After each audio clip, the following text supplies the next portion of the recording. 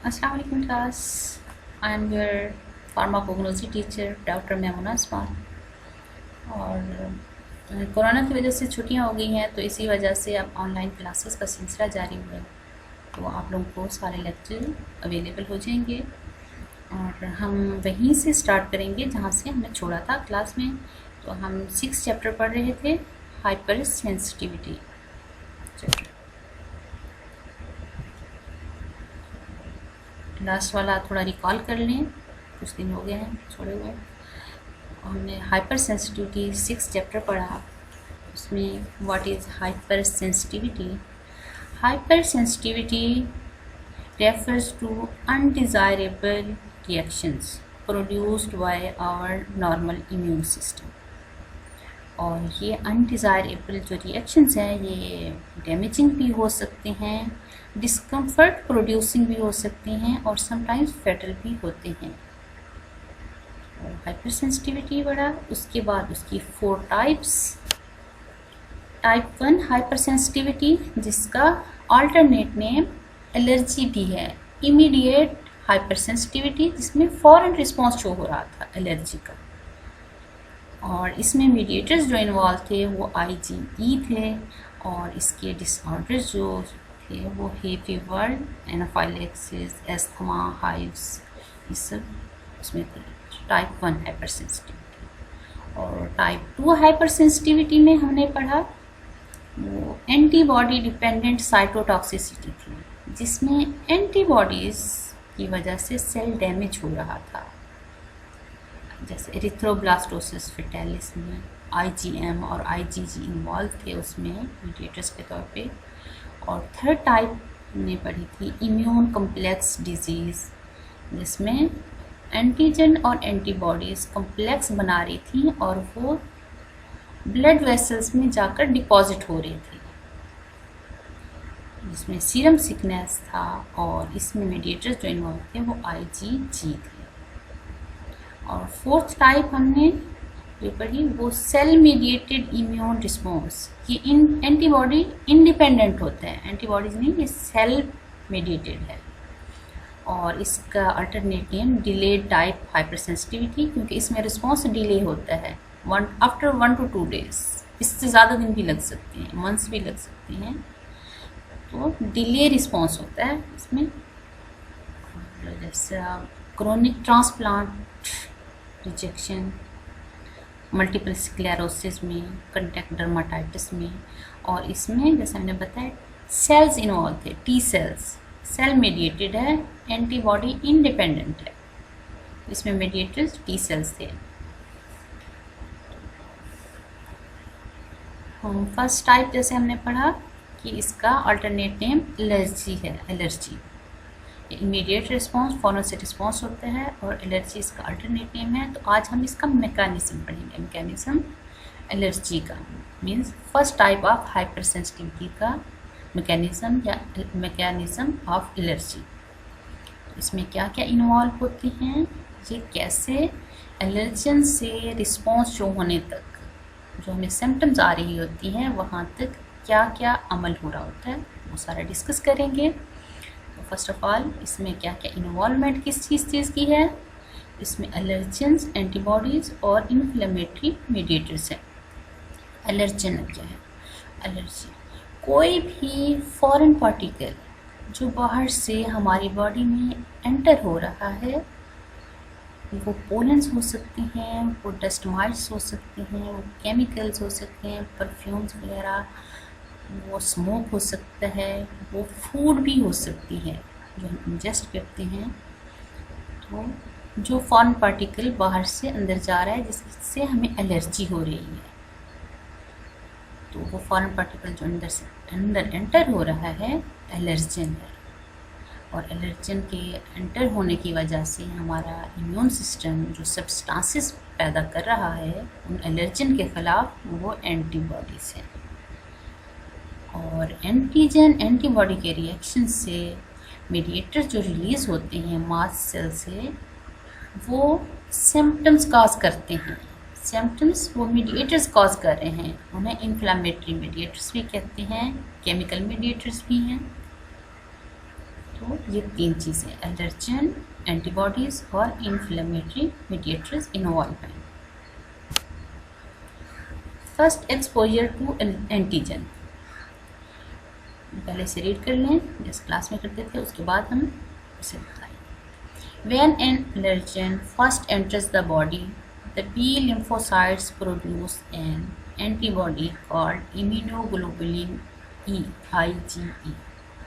The IgE antibodies attach to mast cells that are large cells found in connective tissue and contain histamine along with a number of other chemicals. अब होता ये है कि जैसे ही कोई allergen, कोई pollen है, डस्ट माइट्स हैं, केमिकल्स, फूड, कुछ भी, कोई एलर्जन हमारी बॉडी में एंटर होता है, इनहेलेशन से, इंजेक्शन से, कंटेक्ट से, किसी भी तरीके से हमारी बॉडी में एंटर होता है जैसे, तो हमारा इम्यून सिस्टम एक्टिव हो जाता है। उसे पता चल जाता है कि बाहर से कोई चीज़ आ गई, कोई फॉरेन पार्टिकल आ गया, कोई एलर्जन मीन्स एंटीजन कोई आ गया है, तो वो अपने डिफेंस सिस्टम को एक्टिवेट करता है। अब डिफेंस सिस्टम में सबसे इम्पोर्टेंट वाइट ब्लड सेल्स होती हैं और बी लिम्फोसाइट वाइट ब्लड की ही टाइप है। उसके जो 5 मेन टाइप्स हैं उनमें बी लिम्फोसाइट भी है। तो बी लिम्फोसाइट एंटीबॉडीज़ प्रोड्यूस करते हैं उस एलर्जन के खिलाफ जो बॉडी में एंटर हुआ था। और कौन सी antibodies? IgE, immunoglobulin E antibodies produce करती हैं और ये एंटीबॉडीज़ जाकर मास्ट सेल्स पर अटैच हो जाती हैं। अब मास्ट सेल्स क्या हैं?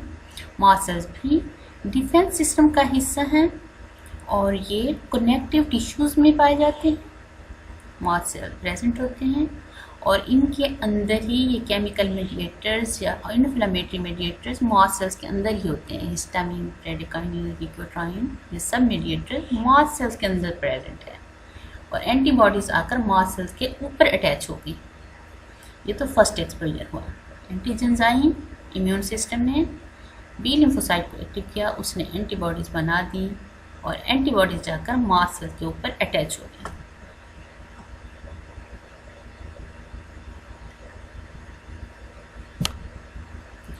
अब जैसे ही सेकेंड एक्सपोजर होता है तो क्या होता है ये देखते हैं। The second time any given allergen enters the body, it becomes attached to the newly formed Y-shaped IgE antibodies. These antibodies in turn stimulate the mast cells to discharge its histamine and other chemical substances. Mast cell will burst up chemical substances, histamine, etc. present in mast cell will enter in circulation and cause allergy. अब हुआ ये कि first exposure ये हुआ था कि antigen आए थे, हमारे इम्यून सिस्टम ने एंटीबॉडीज़ बना दी और वो एंटीबॉडीज जाकर मास्ट सेल पे अटैच हो गई। अब जैसे ही वही एलर्जन जिसके खिलाफ एंटीबॉडीज़ बनाई गई थी वो हमारी बॉडी में एंटर होता है तो उनके खिलाफ एंटीबॉडीज़ पहले से प्रेजेंट हैं, फर्स्ट टाइम वो बन गई थी, वो मौजूद हैं अभी तक, तो उनके खिलाफ एंटीबॉडीज़ प्रेजेंट हैं पहले से ही। एंटीजन एंटीबॉडीज का रिएक्शन होगा, एंटीजन आकर ये उस पर अटैच होगी। तो जैसे ही एंटीजन आई, एंटीबॉडी ने मास्ट सेल्स को स्टिमुलेट किया क्योंकि एंटीबॉडीज़ तो मास्ट सेल के ऊपर प्रेजेंट थी, तो उसने मास्ट सेल को स्टिमुलेट किया और मास्ट सेल बर्स्ट हो गया, फट गया, रप्चर हो गया, ब्रेक डाउन हो गया उसका। और उसमें जो केमिकल मीडिएटर्स थे, chemical mediators histamines, bradykinins, prostaglandin, interleukin 1, interleukin 2, thromboxane, leukotriene, ये सब केमिकल मीडिएटर्स मास्ट सेल में प्रेजेंट हैं। ये बाहर को रिलीज आउट हो जाएंगे, कहाँ? ब्लड सर्कुलेशन में।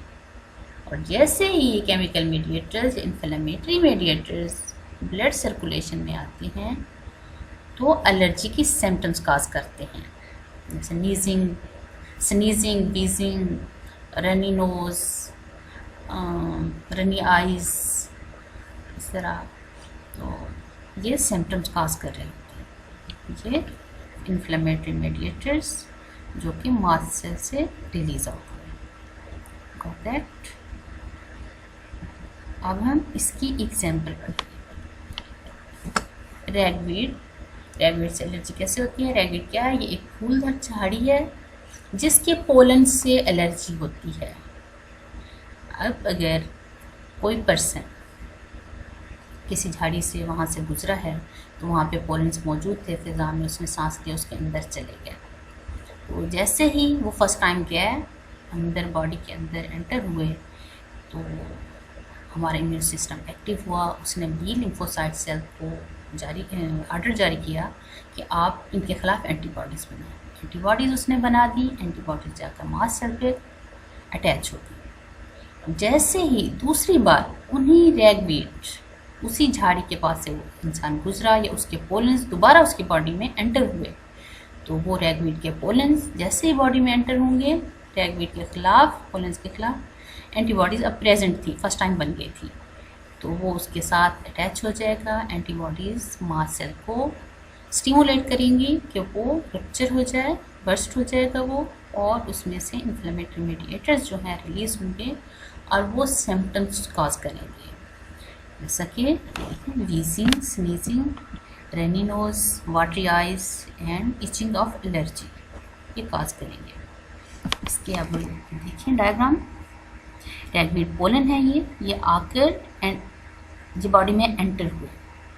जैसे ही एंटर हुए, बी सेल्स, ये बी लिम्फोसाइट सेल्स हैं, इन्होंने इसके खिलाफ एंटीबॉडीज़ बना दी। ये वाई शेप्ड IgE एंटीबॉडीज़ ये रैगवीड पोलन के खिलाफ एंटीबॉडीज़ बन गई, और ये एंटीबॉडीज़ आकर ये मास्ट सेल के ऊपर अटैच हो गए। अब